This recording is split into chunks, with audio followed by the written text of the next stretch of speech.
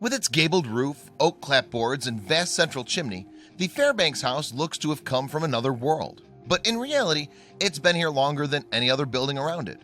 Almost 400 years, in fact. According to experts, it's the oldest house of its kind in the United States, and it has the history to prove it. When European settlers first arrived in America in the 16th century, they encountered a wild and inhospitable land. In fact, many of the first colonies ended in disaster as supplies ran out, disease decimated their populations, and clashes with Native Americans escalated into all-out wars.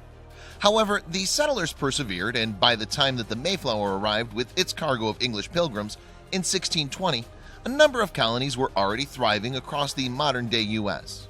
And despite difficult conditions, those passengers established the Plymouth colony in what is now Massachusetts. 8 years later, the Massachusetts Bay Colony was founded, and settlers in their hundreds began arriving in New England. And even though they hoped for a fresh start on the other side of the Atlantic, many of their practices, such as the houses they built, remained reminiscent of the world that they'd left behind.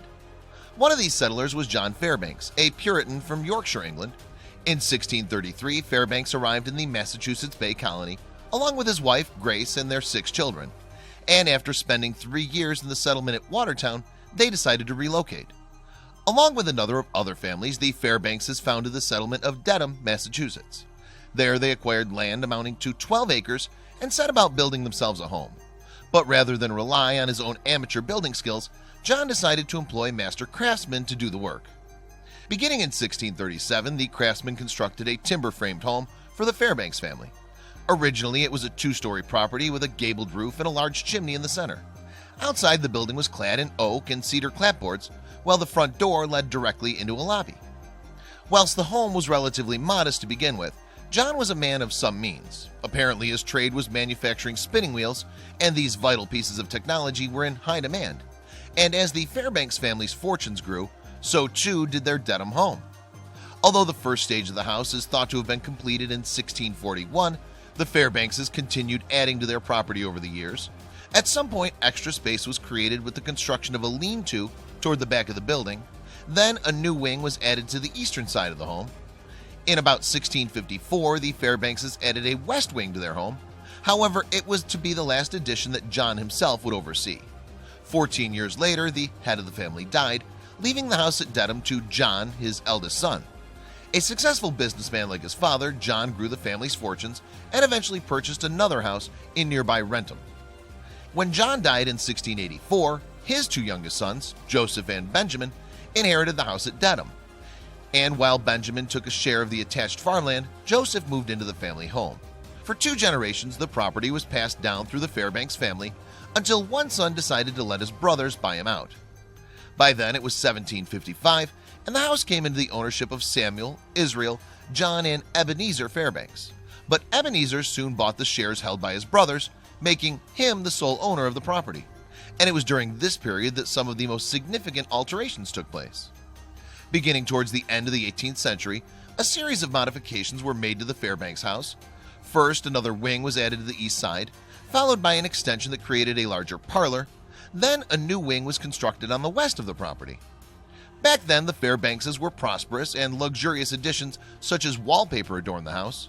But as Ebenezer grew older, he handed responsibility for the house over to his son, and the family's fortunes began to wane. Without his forefathers' talent for business, Ebenezer Jr. soon found himself in debt.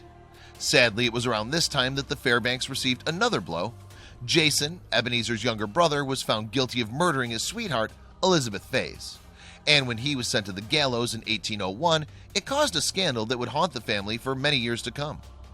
With the decline in the Fairbanks fortunes, the elaborate additions to the family home drew to a halt. As time passed, in fact, the only concession made to modern living was a privy, installed in 1881. Aside from that, the house remained stuck in the past, without luxuries such as electricity or running water. By that time, the house had passed to the female line of the Fairbanks family. After Ebenezer's wife Mary died, her 3 daughters inherited the home, and when they passed on without any children, a niece, Rebecca, took over ownership of the property. Eventually, in 1904, she was forced to leave for good. That wasn't the end of the story, however. In 1905, John's descendants formed the Fairbanks Family in America organization and purchased the property, turning it into a museum. Today it's open to the public, giving visitors a taste of life in a bygone era. And every year members of the family return for a reunion in their ancestral home. Over the years, many different rumors have emerged about the old house. They included a claim that parts of it were imported from England when John and Grace first arrived on American shores.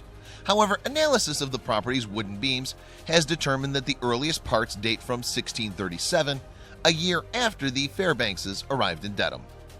Despite this, the Fairbanks House still enjoys a singular claim to fame.